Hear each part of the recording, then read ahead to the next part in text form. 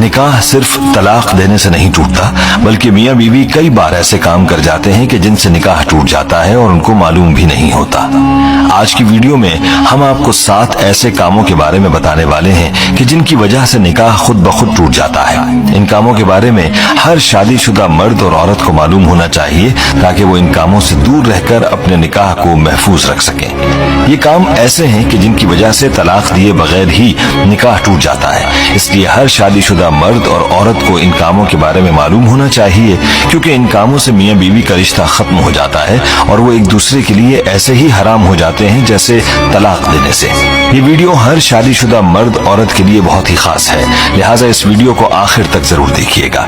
Video में आगे बढ़ने से पहले आपसे गुजारिश है कि अगर आपने हमारा चैनल सब्सक्राइब नहीं किया हुआ तो अभी हमारे चैनल को सब्सक्राइब करें और साथ मौजूद बेल आइकन को भी क्लिक करें ताकि हमारी आइंदा वीडियोस का नोटिफिकेशन आपको मिलता रहे। वीडियो को लाइक और शेयर करें और हमारी तमाम बहनों और भाइयों से गुजारिश है कि दुरूद पाक की बरकत से होने वाली दुआ में शामिल होने के लिए अपना नाम कमेंट सेक्शन में जरूर लिखें और हमारी दुरूद पाक की महफिल का हिस्सा बनें। दोस्तों, मियाँ बीवी को चाहिए कि इन 7 कामों से हमेशा दूर रहें, कहीं ऐसा न हो कि इनका निकाह टूट जाए और उनको पता ही न चले और वो एक दूसरे के लिए हराम हो जाए। याद रहे कि निकाह अल्लाह का हुक्म और नबी पाक सल्लल्लाहु अलैहि वसल्लम की अहम सुन्नत है। निकाह की अहमियत पर भी हम बात करेंगे, लेकिन पहले आपको उन 7 कामों के बारे में बताते हैं कि जिनसे निकाह बगैर तलाक ही के टूट जाता है। मतलब ये कि मियाँ बीवी का रिश्ता अपने आप ही खत्म हो जाता है। नंबर 1, खुला लेने पर। दोस्तों, जिस तरह मर्द को अल्लाह ने यह हक दिया है कि वो औरत को तलाक दे सकता है, तो इसी तरह से औरत के पास भी यह हक होता है कि अगर वो किसी वजह से अपने शौहर के साथ न रहना चाहे तो वो खुला ले सकती है। इस मकसद के लिए वो वक्त के काजी या अदालत के यहाँ अपना केस पेश करेगी और काजी इस बात का फैसला करेगा कि खुला हक बजानिब है और इस पर अमल दरामद हो गया है, तो इसके बाद मियाँ बीवी एक दूसरे पर हराम हो जाएंगे। नंबर 2, एला।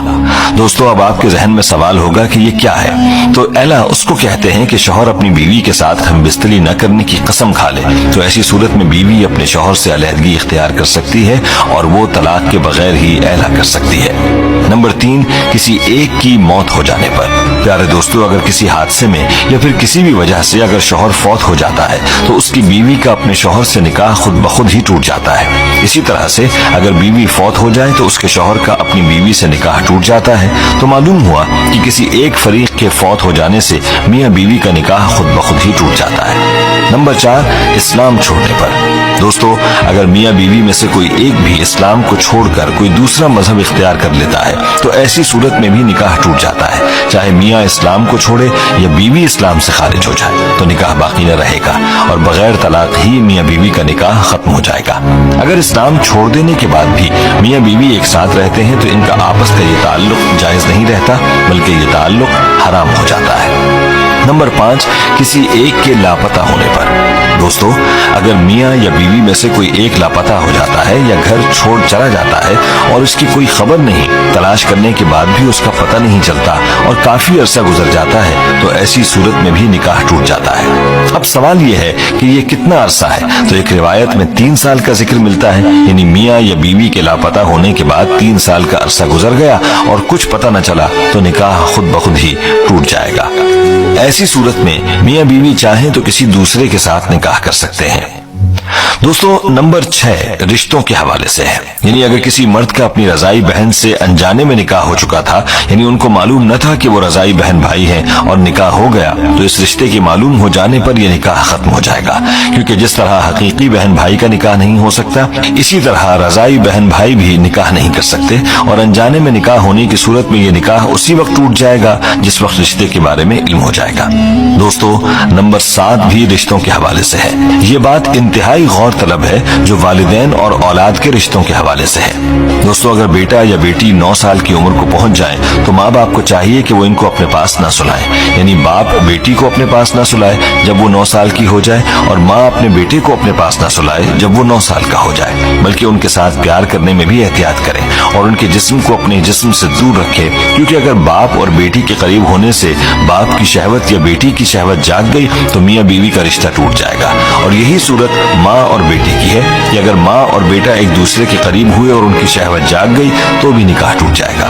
इसलिए चाहिए कि इस हवाले से बहुत एहतियात की जाए। बाप को चाहिए कि वो बेटी को प्यार करना चाहे तो उसके सर पर हाथ फेरे और बोसा भी सर पर दे, जिस्म को दूर रखे। और इसी तरह माँ बेटे को प्यार करते वक्त भी एहतियात करे, अपने बदन को दूर रखकर बेटे को प्यार करे। दोस्तों, ये वो 7 काम थे कि जिनकी वजह से बगैर तलाक ही निकाह टूट जाता है। इसलिए मियाँ बीवी को चाहिए कि इन कामों से दूर रहें, वरना इनका निकाह टूट जाएगा और वो एक दूसरे के लिए हराम हो जाएंगे। प्यारे दोस्तों, यहाँ हमें अपने बारे में खुद ही सोच लेना चाहिए कि क्या हम इन कामों में से किसी के मुर्तकिब तो नहीं हुए।